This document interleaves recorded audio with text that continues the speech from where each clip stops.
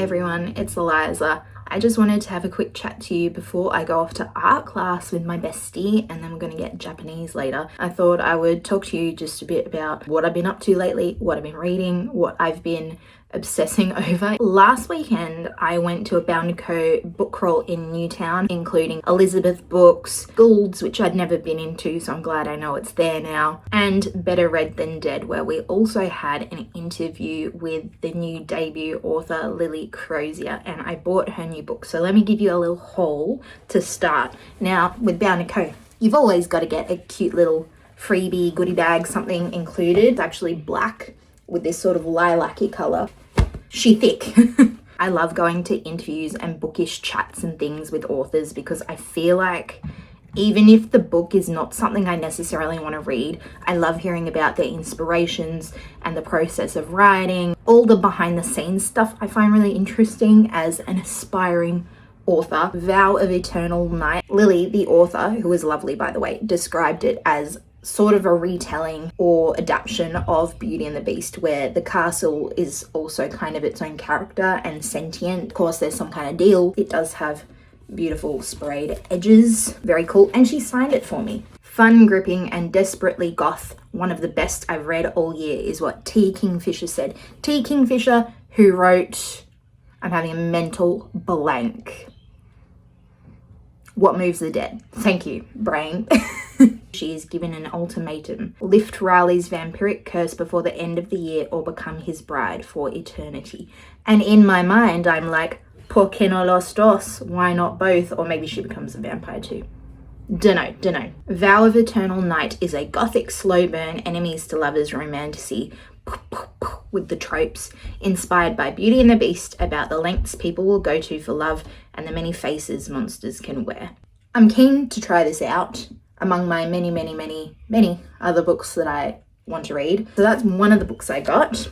And then I also got a second-hand book from Elizabeth Books, A Forgery of Flame by Elizabeth Lim. Let me read you the back, but I think this one also included an arranged marriage or forced marriage kind of situation. Let's reread. Let's find out. I love the underwater elements. Beautiful. From best-selling author of Six Crimson Cranes, which I haven't read but I have heard of. A girl who paints the future. A cursed dragon lord. Bound by love and deception, they will bring down the gods. A gifted art forger, Truyan Sagas, has the unique ability to paint the future. But when her father is lost at sea, not even magic can heal her family or save her two younger sisters from the dangerous consequences of her mother's gambling debts. Then Ilang, a mysterious dragon lord, offers her a deal.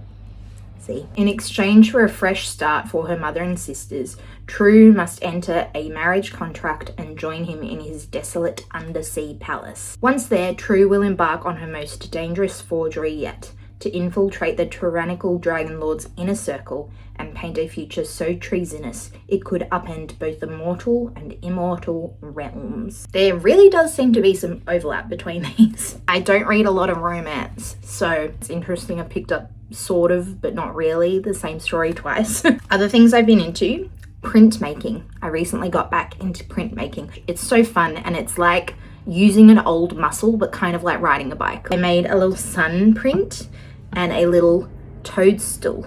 This is from a stamp making kit that I got so I can get started because I haven't done printmaking for like 5 years.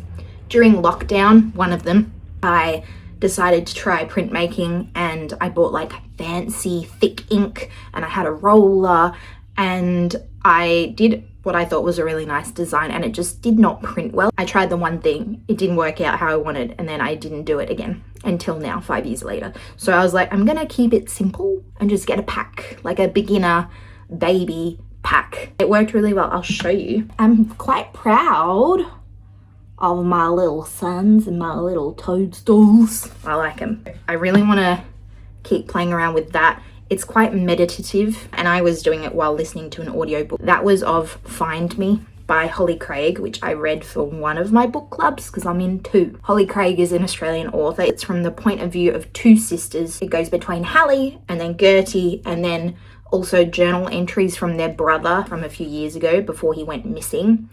in the Tasmanian wilderness. He was on a hunt to find this little commune in the remote bush in Tassie. I really loved the beginning. The plot and pacing just kind of dragged a bit. It wasn't very gripping either. It still put me a little bit on edge. The Australian wilderness aspect is quite cool. How creepy the bush is at night, and when you know there's people who've gone missing in that area, like, that's freaky, I think, because they did have a male voice actor for the brothers' diary entries, but they had the same female voice actor for both sisters. And I was like, really? Sometimes I was like, wait, are we in Gertie's point of view or Hallie's? And that could have been avoided, but I did read most of it on my Kindle anyway. And sadly, I just did not vibe with the book as we went along. It started really strong, kind of disappointed, but I'm still going to an author talk with that author with some of my book club people. I was one of the outliers because when I looked it up on Goodreads, most people were giving it a 4 or 5 star, but that's good for the author. It just wasn't for me. That kind of also reflects my reading taste at the moment. I'm tossing up between thriller books, things that are kind of dark, like the You series. I loved the first, did not like the second, but I want to keep going because the guy who narrates them has a really nice voice and captures the character, even if the plot, I'm like, what is happening? Which is what the second book was like.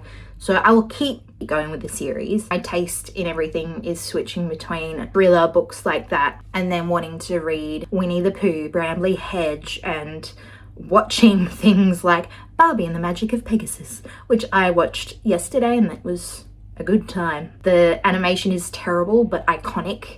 If you're like me, around my age, you would have grown up with those Barbie movies. On the Barbie YouTube channel, they are putting up some of the movies for free to watch entirely on YouTube because it's about to be 25 years since Barbie and the Nutcracker came out, which is crazy. I had that on video and I loved it, although I got a bit sick of the dancing in some of the parts.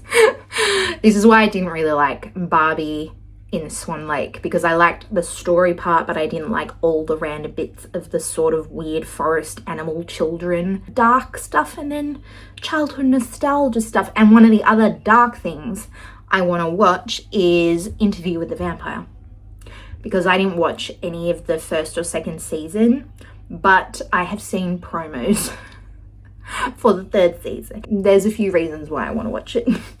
Sam Reid, the main actor who plays Lestat, Australian talent.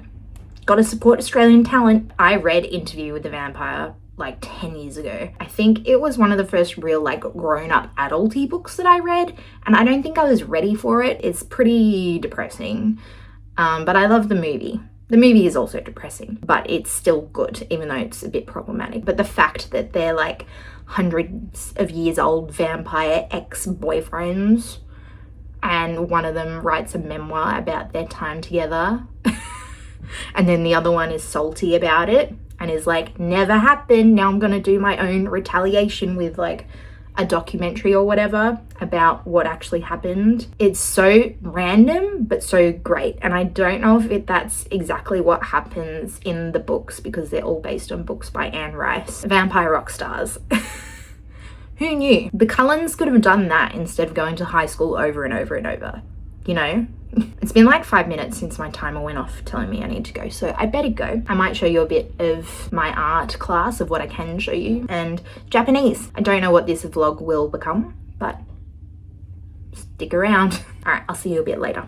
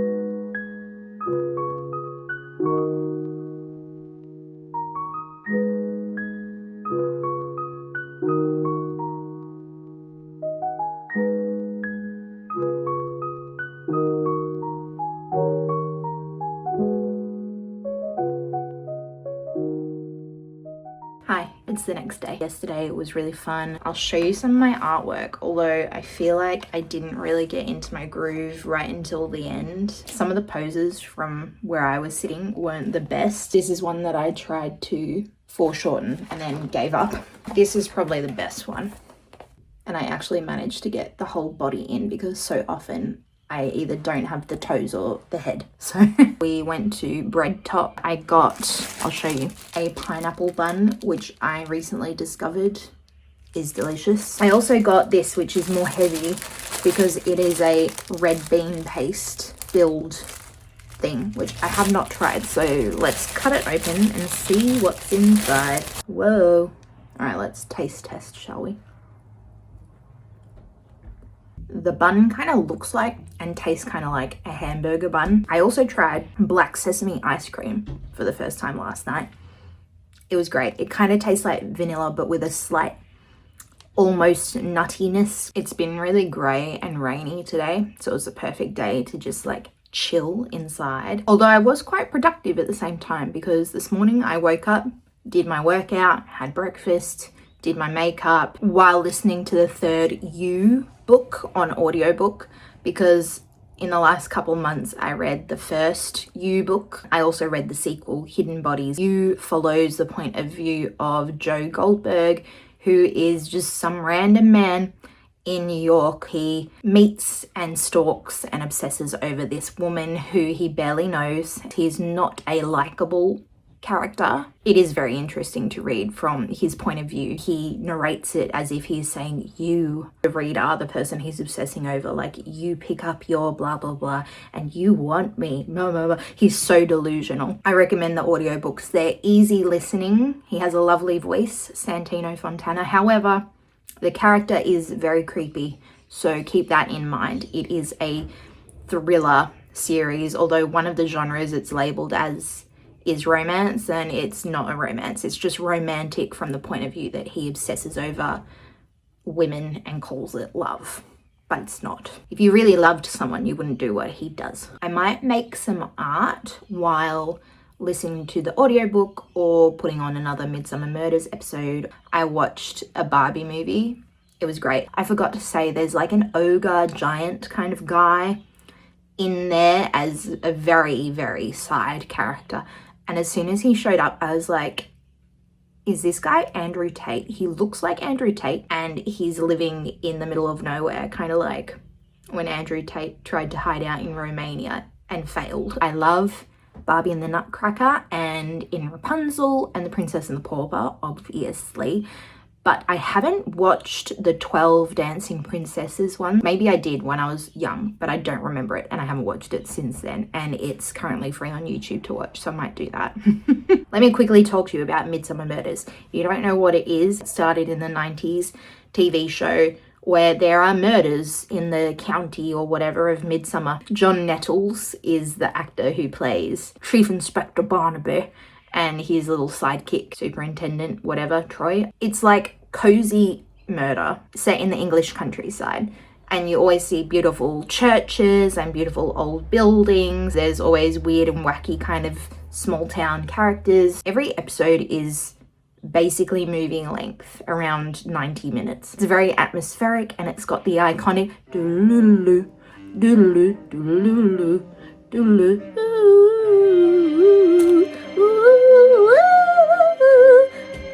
theme song. I hope you enjoyed that.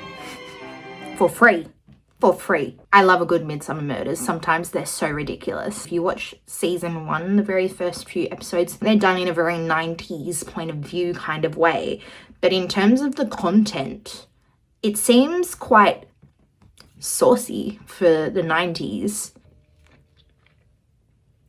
I dropped some. In case this ends up being the end of my vlog, tell me what you have been up to recently in terms of what you've been reading, hobbies you've been enjoying, media you're into, any of your latest favorites, because I love a gossip. All right, I'll see you later.